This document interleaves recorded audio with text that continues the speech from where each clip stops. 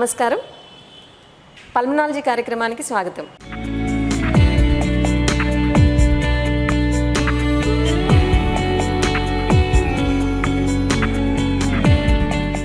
ఊపిరితిత్తుల్లో రాళ్ళు ఏర్పడడానికి గల కారణాలు, లక్షణాలు, వ్యాధి తీవ్రత మరియు ట్రీట్మెంట్ గురించి ఈరోజు మనకి వివరించడానికి ప్రముఖ pulmonologist doctor B Shyam Sundar Raju garu మనతో ఉన్నారు. వారిని అడిగి మరిన్ని వివరాలు తెలుసుకుందాం. నమస్కారం డాక్టర్ గారు. నమస్కారం డాక్టర్ గారు, మరి కిడ్నీస్లో, గాల్ బ్లాడర్లో, మరి శరీర ఇతర అవయవాల్లో కూడా రాళ్ళు ఏర్పడతాయని అంటుంటారు. ఊపిరితిత్తుల్లో కూడా రాళ్ళు ఏర్పడతాయా? మంచి ప్రశ్న వేశారు. ఊపిరితిత్తుల్లో కూడా ఇలాంటి రాళ్ళు ఏర్పడుతూ ఉంటాయి.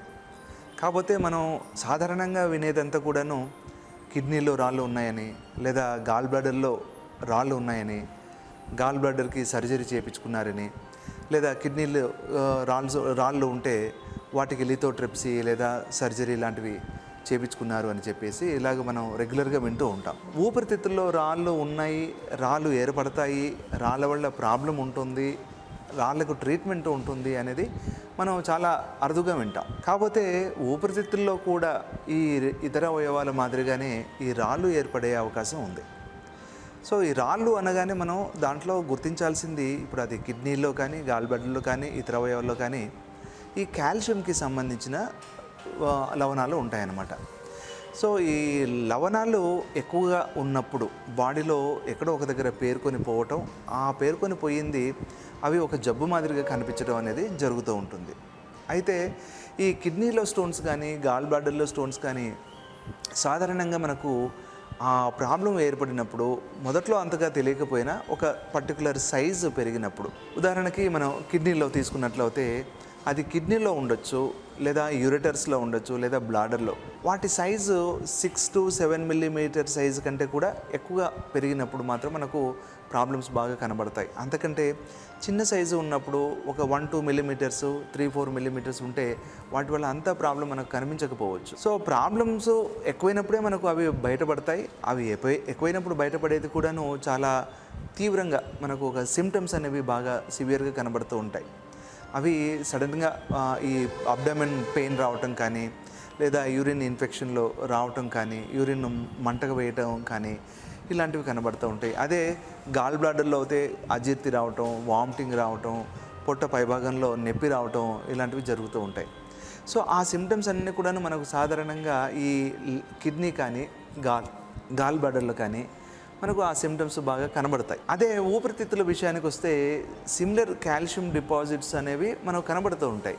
కాకపోతే అవి సిమ్టమ్స్ వచ్చి బాగా ఇబ్బంది పెట్టి పేషెంట్కి సివియర్గా ఆ డిసీజ్ చేసి దాని ద్వారా వాళ్ళని హాస్పిటల్కి తీసుకొచ్చే అంత విధంగా ఉండకపోవచ్చు అన్నమాట. కాబట్టి సాధారణంగా ఈ ఊపిరితిత్తుల్లో వచ్చే రాళ్ళు అనేవి ఇన్సిడెంటల్గా కనబడుతూ ఉంటాయి. మనకు అవి ఒక సిమ్టమ్స్ అనేవి ఏమీ ఉండకపోవచ్చు. అవి కొన్ని రొటీన్ పరీక్షలలో మనకు కనబడుతూ ఉంటాయి అన్నమాట. ఈ రాళ్ళని ఎలా కనుగొంటారు?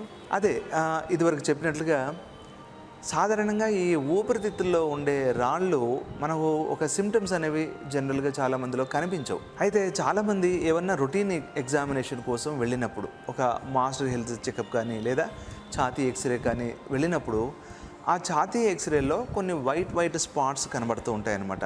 ఈ వైట్ స్పాట్స్ ఏమిటి అని రేడియాలజిస్ట్ అవి స్టడీ చేసి చెప్పినప్పుడు అవి క్యాల్సిఫికేషన్స్ ఉన్నాయి అని చెప్పడం. కొంతమందిలో 1-2 రాళ్ళు ఈ క్యాల్సిఫికేషన్స్, ఈ వైట్ స్పాట్స్ మాత్రమే కనబడతాయి. మరికొంతమందిలో 2 వైపులు కూడాను ఊపిరితిత్తుల్లో ఈ క్యాల్సిఫికేషన్స్ కనబడతాయి.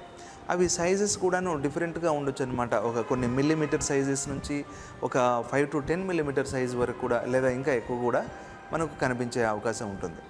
సో జనరల్గా మనం అది కనిపెట్టాలి, ఈ ఊపిరితిత్తుల్లో రాళ్ళని మనం కనిపెట్టాలి అని అంటే పేషెంట్స్ మెజారిటీ ఇలాంటి రొటీన్ ఇన్వెస్టిగేషన్స్లోనే వాళ్ళకి ఎక్స్రే తీసినప్పుడే అవి బయటపడుతుంటాయి. తప్పిస్తే వాళ్ళకి సడన్గా ఏదైనా రెస్పిరేటరీ ప్రాబ్లం రావటం, బ్రీదింగ్ డిఫికల్టీ రావటం, చెస్ట్ పెయిన్ రావటం ఇలాంటివి ఈ సిమ్టమ్స్ అనేవి చాలా అరుదుగా ఉంటాయి. కాబట్టి మెజారిటీ ఈ లంగ్లో కనిపిస్తుండే రాళ్ళనన్నింటినీ కూడాను మనం ఇన్సిడెంటల్గా కనిపెడుతూ ఉంటాం అన్నమాట. ఏమైనా కొన్ని ఇన్వెస్టిగేషన్ చేస్తున్నప్పుడు అవి బయటపడుతూ ఉంటాయి. వీటి లక్షణాలు ఎలా ఉంటాయి డాక్టర్ గారు?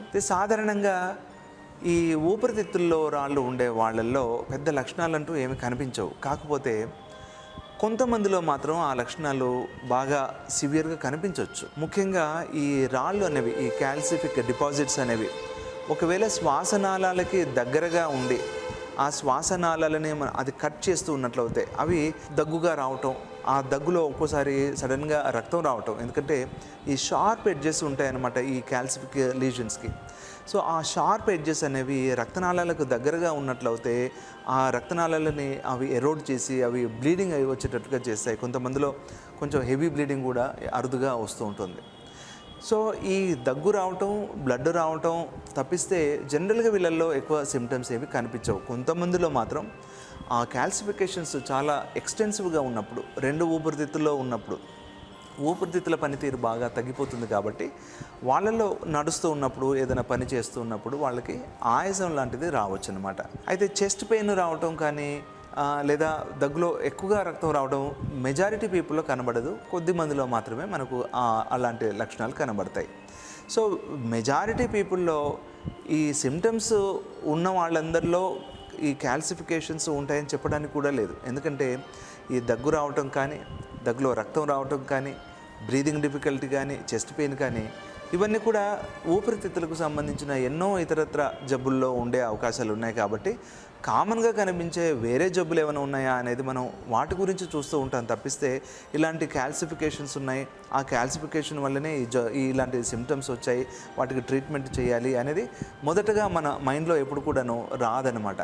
సో ఈ క్యాల్సిఫికేషన్స్ అనేవి జనరల్గా మనం లాస్ట్లో ఆలోచిస్తాం. ఒకవేళ అవి ఉంటే దాన్ని ఏం చేయాలి అనేది అది వేరేగా మనం ఆలోచిస్తూ ఉంటాం. పల్మనాలజీ కార్యక్రమంలో ఒక చిన్న విరామం.